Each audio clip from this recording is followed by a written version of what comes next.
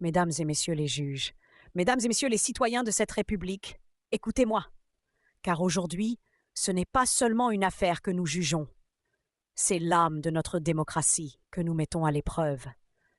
C'est la question fondamentale de savoir si, dans ce pays, la justice peut encore tenir tête aux puissants ou si elle doit plier sous le poids des intrigues et des influences.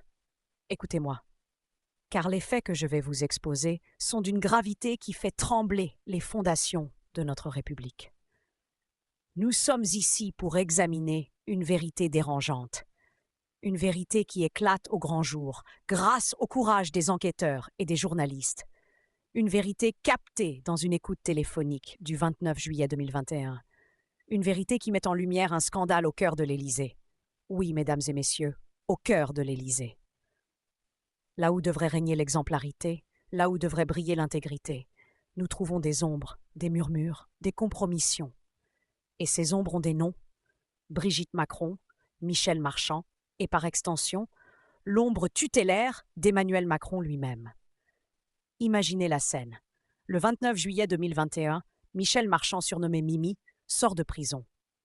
Elle est mise en examen pour des chefs d'accusation gravissimes, subornation de témoins, association de malfaiteurs, dans l'affaire des financements libyens de Nicolas Sarkozy.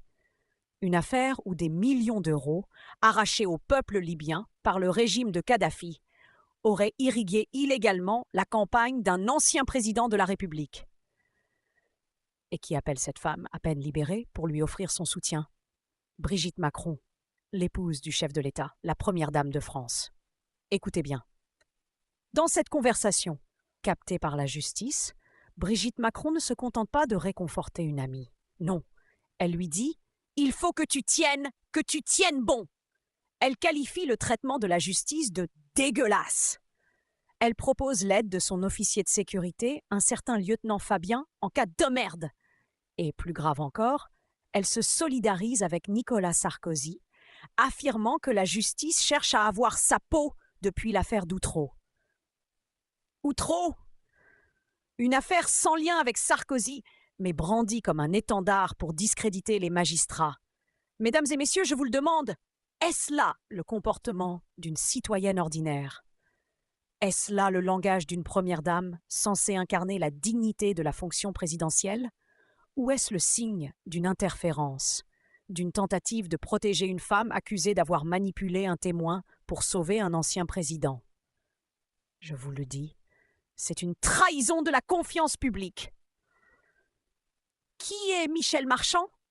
Une simple patronne d'agence de paparazzi? Non.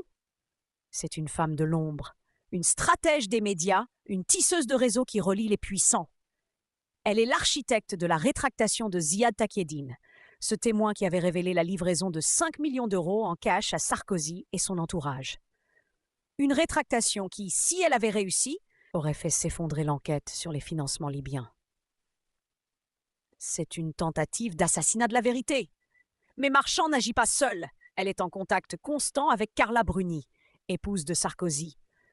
Elle a travaillé pour la campagne d'Emmanuel Macron en 2017, orchestrant des couvertures de Paris Match pour polir l'image du couple présidentiel. Et elle déclare aux enquêteurs vouloir tuer Mediapart, le média qui a osé révéler ce scandale. Mesdames et messieurs, Michel Marchand n'est pas une figurante. Elle est une pièce maîtresse dans un échiquier de pouvoir. Et Brigitte Macron sait. Elle sait que Marchand est mise en examen. Elle sait que l'affaire concerne Sarkozy. Et pourtant, elle choisit de l'appeler via un téléphone tiers. Un téléphone tiers. Comme si elle craignait d'être entendue. Elle choisit de l'encourager à résister à la justice. Elle choisit de critiquer les magistrats, de proposer une protection. Pourquoi? Pourquoi une femme de son rang prend-elle un tel risque? Parce qu'il y a des intérêts à protéger. Des intérêts qui lient les Macron à Sarkozy, des intérêts qui transcendent les clivages politiques pour préserver un système où les élites se serrent les coudes. Et Emmanuel Macron, où est-il dans tout cela? Son silence est assourdissant. Marchand, une alliée de sa campagne, est impliqué dans une affaire de corruption. Son épouse s'engage dans une conversation compromettante. Son ministre de la Justice, Éric Dupond-Moretti, est mis en examen pour avoir tenté d'affaiblir des magistrats anticorruption. Coïncidence. Je ne crois pas aux coïncidences, mesdames et messieurs. Je crois au schéma, au réseau, aux complicités. Emmanuel Macron, par son inaction, est complice de ce système.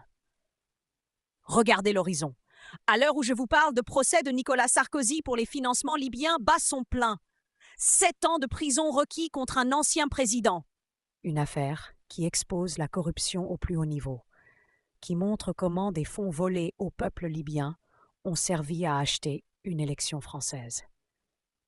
Et dans cette affaire, Michel Marchand a tenté de faire taire un témoin. Brigitte Macron l'a soutenu. C'est une attaque contre la justice. Je vous conjure de voir le tableau.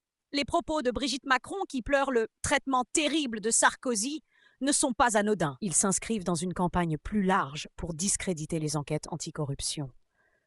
Dupond-Moretti, ministre de Macron, est accusé d'avoir ciblé des magistrats. Éric Woerth, ancien trésorier de Sarkozy, parade aujourd'hui dans la majorité macroniste. Tout se tient. C'est un réseau, une toile, une conspiration des puissants pour échapper à leurs responsabilités. Et si Sarkozy est condamné, ce verdict, attendu le 25 septembre 2025, sera un séisme. Il dira au monde que nul n'est au-dessus des lois, mais il dira aussi que ceux qui ont tenté de le protéger, ceux qui ont murmuré dans l'ombre, doivent répondre de leurs actes. Brigitte Macron, Michel Marchand et par extension Emmanuel Macron ne peuvent se cacher derrière leur statut. Maintenant, raisonnons comme dans un blockbuster, les pièces du puzzle s'assemblent. Ah! Michel Marchand est coupable d'une tentative de subornation de témoins. Les écoutes, les documents, les témoignages le prouvent. Elle a agi pour protéger Sarkozy en lien avec son entourage. C'est un fait.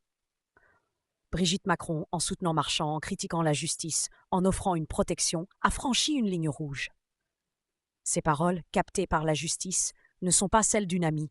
Ce sont celles d'une femme qui sait l'enjeu et choisit son camp. C'est une interférence. Emmanuel Macron, par son silence, par la proximité de son entourage avec Marchand, par les agissements de son ministre, a laissé prospérer un climat de complaisance. C'est une complicité par inaction. Ajoutons A à B et le résultat est clair. Une collusion au sommet de l'État.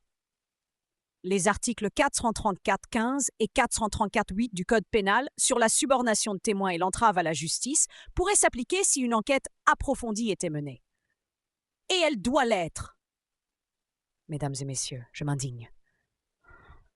Je m'indigne qu'au sommet de l'État, on puisse encourager une accusée à défier la justice. Je m'indigne qu'on puisse pleurer sur le sort d'un homme accusé de corruption, au lieu de pleurer sur les victimes de ces scandales. Je m'indigne qu'un président qui promettait la transparence laisse son entourage tisser des réseaux d'influence. Mais je crois en vous. Je crois en la justice, en sa capacité à faire la lumière, à briser les chaînes des puissants. Je vous conjure, mesdames et messieurs, de ne pas fermer les yeux. Exigez une enquête, exigez la vérité. Car si nous laissons ces ombres prospérer, c'est la République elle-même qui s'effondre. Pour la justice, pour la vérité, pour la France, je vous demande de ne pas détourner le regard.